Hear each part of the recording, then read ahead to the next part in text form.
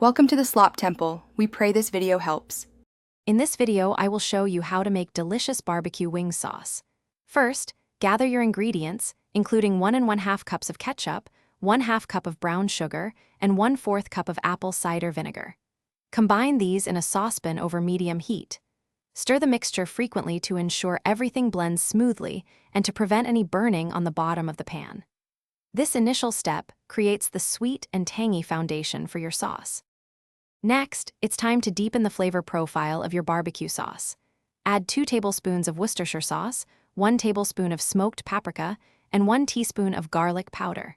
For a little heat, include 1/4 teaspoon of cayenne pepper, adjusting to your preference. Let the sauce simmer gently for about 15 to 20 minutes. This simmering period is crucial for the ingredients to fully combine and for the flavors to truly develop and intensify.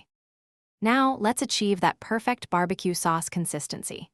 In a small bowl, whisk together 1 tablespoon of cornstarch with 2 tablespoons of cold water to create a smooth slurry. Gradually stir this cornstarch mixture into your simmering sauce. Continue to cook and stir for a few more minutes.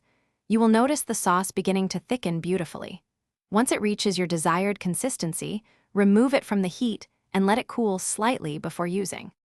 With your homemade barbecue sauce ready, it's time to enjoy. Toss your freshly cooked wings with the warm sauce, ensuring every piece is generously coated for maximum flavor. Serve them immediately for the best experience. If you have any leftover sauce, store it in an airtight container in the refrigerator for up to 1 week. This sauce is also fantastic on ribs or pulled pork. Be sure to check the description for a link to those leak-proof containers and other great deals. Enjoy your delicious, homemade barbecue wings. Thanks for watching. Consider subscribing if we helped you.